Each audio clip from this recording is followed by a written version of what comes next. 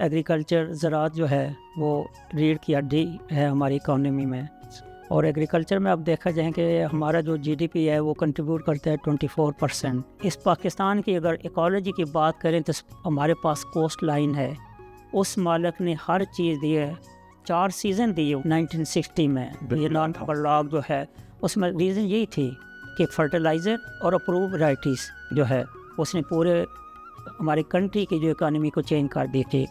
और इंशाल्लाह I hope कि ये ग्रीन माल भी जो है इस जो हमारा नेक्स्ट हम यह कह लें कि सेकंड ग्रीन रेवोल्यूशन होगा। अस्सलाम वालेकुम पाकिस्तान, ग्रीन पाकिस्तान इनिशिएटिव के साथ मैं हूं हाफिज़ नजमुत साकिब। ख़वातीन और हज़रात, इस इंटरव्यू का आप लोगों ने पार्ट 1 देखा और पार्ट 1 में हम लोगों ने रिसर्च सेंटर के हवाले से गुफ्तगू की, एरिड एग्रीकल्चर यूनिवर्सिटी रावलपिंडी के हवाले से गुफ्तगू की और जीपीआई की जानिब से जो कोलैबोरेशन चल रही है एरिड एग्रीकल्चर के साथ उसके हवाले से गुफ्तगू की।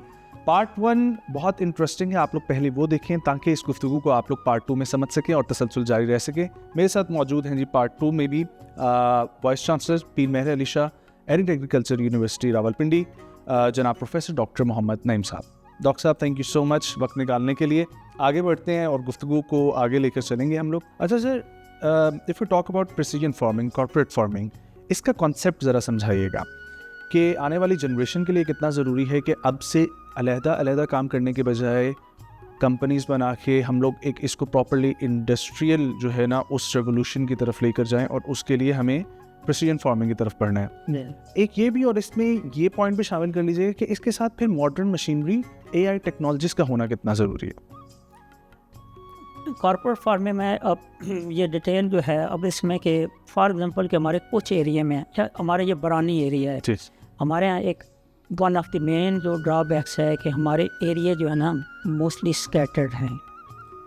एक इसमें चीज़ अगर कंसोलिडेशन हो जाए कि हमारे जो एरिया हैं, अब एक फार्मर है उसका एक जगह पर फॉर एग्जांपल के 1 एकड़ है, हाफ एकड़ दूसरी जगह पर है, कंसोलिडेशन, ये कॉर्पोरेट फार्मिंग जो है और ये कंपनीज की इन्वॉल्वमेंट, हमारा आप देख लें कि हमारा बंजर एरिया बहुत उसमें मेरे ख्याल 4.4% मिलियन एकड़ जो है और एक कॉर्पोरेट फार्मिंग में देखें कि हमारी बड़ी कंपनियां इन्वॉल्व हुई हैं।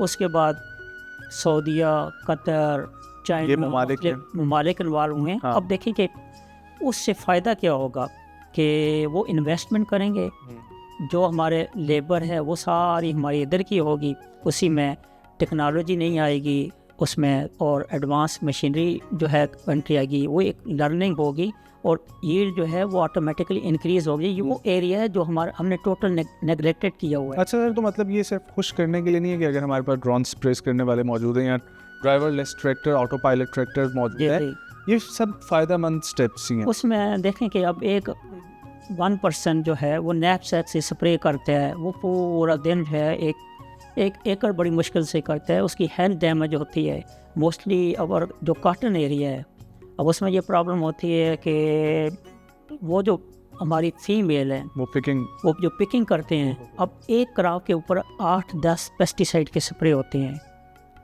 उसके बाद फिर वही कॉटन स्टिक जो बर्न करती हैं, कुकिंग करती हैं, वो इनहेल कर रही होती हैं और मोस्टली हमारे एबनॉर्मल जो बच्चे वो पैदा होते हैं। रीज़न ये होती है कि नॉलेज में अब हमारे उस एरिया में ड्रोन जो है वो एक दिन में ड्रोन जो है बहुत सारे एरिया कवर करते हैं और उससे पेस्टिसाइड जो है वो ज़ाया नहीं होती, सेफ़ इन्वायरमेंट होती है, in large number of benefit.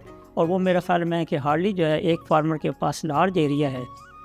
I visited the Xinjiang त्यानी कंपनी जो है ये उरुमची के करीब है, बल्कि इसके थ्रू जो है ये हमें GPI के थ्रू हमें जो हाई एफिशिएंसी इरिगेशन सिस्टम मिले, उन्होंने हमें गिफ्ट दी है और एक हमें गिफ्ट उन्होंने ट्रैक्टर दिया है जो 220 हार्स पावर का है। हमारे पास जो मोस्टली ट्रैक्टर वो 80 हार्स पावर के हैं और उसके साथ वो उन्होंने इक्विपमेंट सारी चीज़ें दी हैं। आई विजिटेड दिस कंपनी और उसमें हमने फील्ड में देखा है कि एक स्मॉल बॉक्स है, उनके फील्ड चाइना में 1/2 किलोमीटर मोर देन 1 किलोमीटर्स हैं।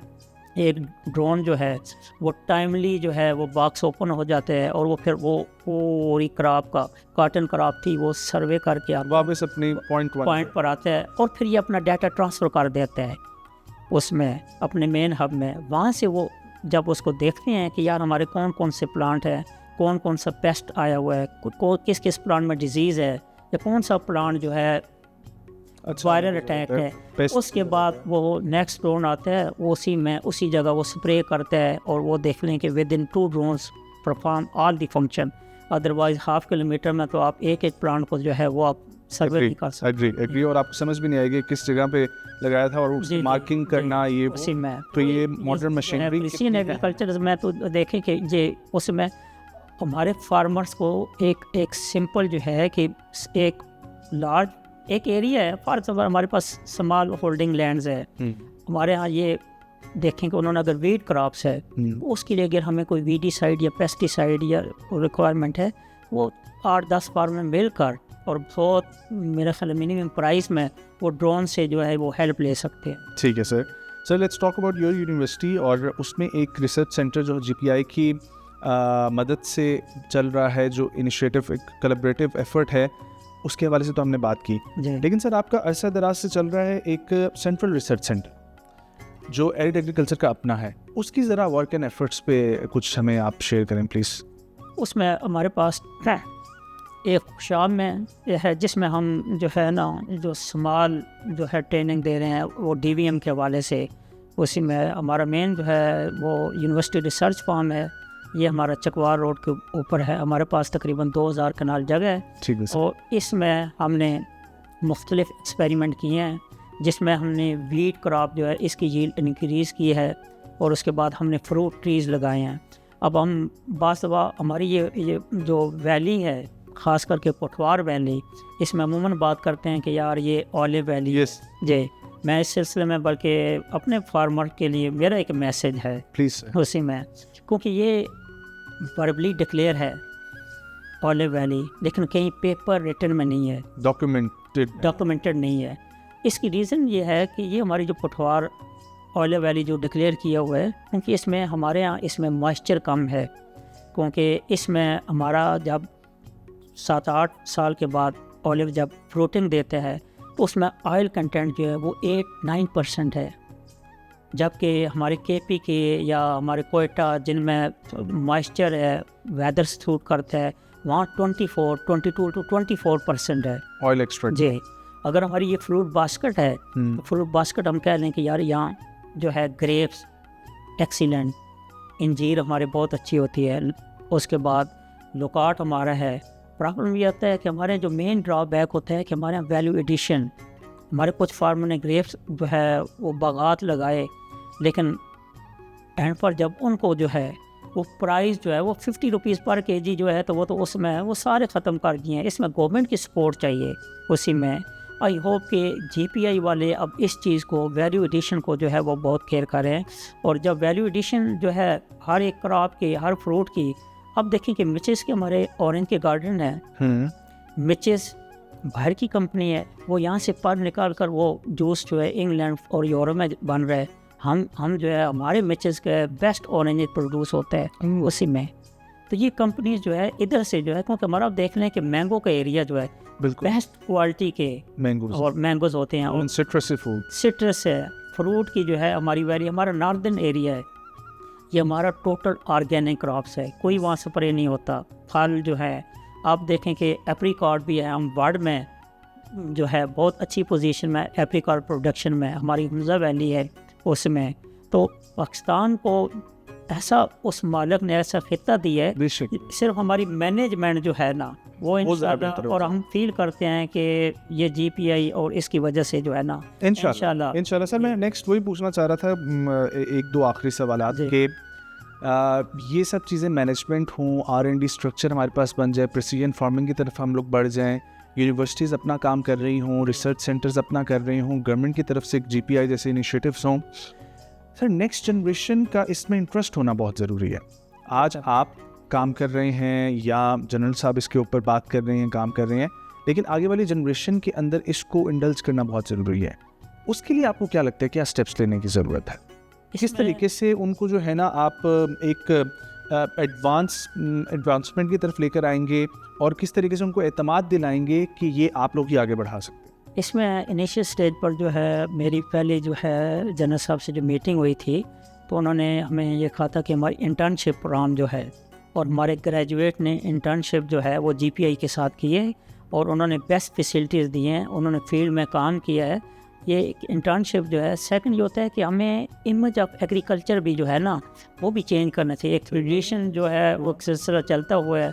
अब देखें कि अब हमारे बड़े बड़े फार्म हाउस बनने शुरू हो गए, अब वो इमेज चेंज हो रहा है बिल्कुल। उसी में। अब हर एक की जिसके पास पैसा है उसकी ख्वाहिश होती है कि मेरा फार्म हाउस हो। Yes. एक्सीलेंट, क्योंकि ये भी उस फार्म हाउस में, और फार्म हाउस में हमारे value addition one of the most important things है उसी में कि यार इसके आगे प्रोडक्ट जो है, वैल्यू एडेड जो है, इसमें फैक्ट्रीज़, प्राइवेट बिजनेस, ये गवर्नमेंट के साथ लिंक करें।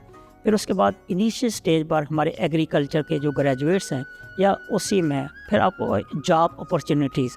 लेकिन जीपीए ने एक और सिस्टम जो है वो इंशाल्लाह ये शुरू किया हुआ है कि हम एग्री ग्रेजुएट्स को हम एक अच्छी पे पर सही बात एक है एरिया दे देंगे और उसमें उनकी तमाम इनपुट दे देंगे। सर, क्योंकि माजरत के साथ अभी तो हम लोग डिफरेंट ऑफिस में बैठ के भी एक दूसरे से ये जिक्र कर रहे होते हैं कि एरिड एग्रीकल्चर के बच्चे कहीं इस वजह से एडमिशन लेते हैं कि उनका शौक है, कहीं इस वजह से लेते हैं कि कहीं और एडमिशन नहीं मिलता तो इसको कंटिन्यू करते हैं, उसके बाद किसी मल्टीनेशनल में कोई डेस्क वर्क जो है ना वो कर लेंगे, डेस्क जॉब कुछ भी दे देंगे वो कर लेंगे। जी जी, लेकिन वही वाली बात कि फील्ड इंटरेस्ट और फील्ड में फील्ड एक्सपर्ट्स का होना ज़रूरी है। नहीं, इसमें सिंपल जो है, मैं अपनी एक एग्जांपल दूँ कि मैं जब फैसलाबाद यूनिवर्सिटी में फॉर्म जमा करवाने गया था तो आई टोटली जो है ब्लैंक था एग्रीकल्चर से। मेरा जब एडमिशन हो गया तो मैं ये अपने वाले साहब से ये कहता था कि क्या हमने यही सुना कि सीड्स डालेंगे वो हो जाएगी, हार्वेस्टिंग हो जाएगी, तो ये चीज़ें तो जो है चलती रही है। लेकिन जब आए हैं तो ज़्यादा हमारे 11 फील्ड हैं। अब जब हम सॉइल की बात करते हैं तो सॉइल साइंस हमारा पूरा एक इंस्टीट्यूट है, उसके बारे में एक वास्ट फील्ड है कि यार सॉइल के अंदर न्यूट्रिएंट्स कितने हैं। हम सिंपल ये देखते हैं कि अगर ह्यूमन बीइंग को न्यूट्रिशन वैल्यू तो 16 न्यूट्रिएंट्स तो हम एक प्लांट को चाहिए, तो ये पूरा इसी तरह हमारे एक एग्रोनॉमी है कि एग्रोनॉमी में होता है कि सोइंग से लेकर हार्वेस्टिंग तक तमाम टेक्निक्स। फिर सीड है, हम उसको प्लांट ब्रीडिंग एंड जेनेटिक्स जो है उसमें है कि कौन सा, देखें कि जीपीआई वालों ने सबसे इम्पॉर्टेंट जो है वो उन्होंने सीड को लिखे है। Seed is the basic thing to increase your yield उसी में। फिर इसी तरह फिर हमारे डिपार्टमेंट आता है पैथोलॉजी, एंटोमोलॉजी, यार इनके ऊपर पेस्ट अटैक आ जाएगा इसमें। फिर हार्टिकल्चर है, हार्टिकल्चर जो है और उसमें आप देख लें कि जिसमें वेजिटेबल, फ्रूट ट्रीज, ये फ्लावर सारे इसमें बल्कि एक मैं डिस्कशन करना चाहूँगा, हमारे एक फॉरेस्ट्री डिपार्टमेंट है और फॉरेस्ट की इम्पोर्टेंस जो है ना one of the most important किसी कंट्री के लिए कहते हैं जी 20 to 25% फॉरेस्ट होने चाहिए। हम शुरू से पढ़ते आए हैं, पहले पढ़ते थे जब उसी में कि I did my MSc in 1991 from agriculture university Faisalabad, तो 4.5% हमारे पास फॉरेस्ट है, 4% है अब उसे भी जो है उसी में। अब देखिए कि कई दफ़ा मैं अपना जिक्र करता हूँ कि हमने असल में कुदरत ने ना हमने कुदरत को डिस्टर्ब किया, वी डिस्टर्ब द नेचर। अब नेचर हमें डिस्टर्ब कर रही है उसी में। तो बाहर अब कंट्री में ये आ जाए, उन्होंने कोई ऐसे सिस्टम बनाया है कि वो save the nature, nature has the power तो गिव अस हैप्पीनेस और सैडनेस, उसके पास पावर है। वी नीड द नेचर, हमें कुदरत चाहिए, nature does not need the people. उसमें हाँ, तो ये जो चीज़ें हमने अपनी इकोलॉजी को डिस्टर्ब किया है, अब हमने इसको रिकवर भी करना है। तो जीपीआई के एक बहुत अच्छा एक हमारे यहाँ कॉन्फ्रेंस हुई थी कि जी ग्रीन फॉर जो है उसमें तो प्लांट फॉर पाकिस्तान, जी प्लांट फॉर पाकिस्तान, तो ये इनका है। मेरा जो है एक और इसमें है कि कुछ ऐसे ट्रीज़ हैं जो क्रॉप के साथ यील्ड इंक्रीज़ करते हैं। मसलन हम उसको सिंपल वो कहते हैं सिल्वर एबल एग्रोफॉरेस्ट्री सिस्टम, कि कुछ ऐसे ट्रीज़ हैं कि ये हमारा जोन है, अगर देख लें बरानी एरिया है तो वीट का है, तो इसके लिए पॉपुलर ट्री की इस तरीके से लगाई जाए। हमारा फार्मर तो चाहता है कि हमने गंदम लगा दी है, चले 3-4 माह हार्वेस्ट कर लेंगे, लेकिन 3 साल 4 साल बाद जो उसको पॉपुलर जो इनकम देगा वो आइडिया नहीं है। अच्छा, और उसका एक सिस्टम है बाहर, अभी वही उन्होंने फॉरेस्ट के साथ अपना सिस्टम को रिकवर कर रहे हैं ताकि इन्वायरमेंट भी क्लीन हो या पीछे एनवायरनमेंट भी क्लीन हो और जंगलात से वाकई में हमने यहाँ पर सुना कि लोगों के अरबों के हिसाब से जंगल बिक रहे हैं, बेच रहे हैं, बिल्कुल उसी तो it's very beneficial for economical growth as well as nature and climate change. बिल्कुल। वेल डॉक्टर साहब, आपसे हमें सीखने का मौका मिल रहा है और हम तो चाहेंगे कि ये इंटरव्यू चलता रहे, लेकिन हमारे पास टाइम लिमिटेशन है। आपसे हम ये वादा लिए जा रहे हैं कि दोबारा आप हमें वक्त देंगे ताकि हम डिफरेंट डिपार्टमेंट्स के ऊपर बात कर सकें। ये तो जेनेरिक इंटरव्यू था, लेकिन हम कुछ डीप डिस्कशंस भी कर सकें। श्योर। बहुत शुक्रिया डॉक्टर साहब आपके वक्त के लिए। ख़वातीन और हज़रात, ये बहुत ज़रूरी है, जिस तरीके से इंट्रो में भी मैंने कहा कि हम जो इस वक्त काम कर रहे हैं उसको मुंतकिल किया जाए अगली जनरेशन के लिए, क्योंकि अगली जनरेशन जब आएगी तो वो इस चीज़ को समझेगी कि कितना इम्पॉर्टेंट है इकोनॉमिकल ग्रोथ के लिए। और हमें डिफरेंट नई चीज़ों की तरफ जंप करने से बेहतर है कि जो अल्लाह ने हमारे पास ये ज़रख़ेज़ ज़मीन में जो मवाद रखा है, जो मादनियात यहाँ पर मौजूद हैं, उसके ऊपर फोकस करें, अपने आप को भी बढ़ाएं, खुशहाल ज़िंदगी गुजारें, क्लाइमेट चेंज की तरफ जो है वो ज़रा दोबारा से नज़र डालें और आसपास कोशिश करें कि प्लांटेशन की तरफ भी आप लोग बढ़ें और इस फील्ड को भी इम्पोर्टेंस देना शुरू करें। मुझे दीजिए इजाज़त, फिर मुलाकात होगी एक और वीडियो में। अपना बहुत सारा ख्याल रखिए। अल्लाह हाफ़िज़।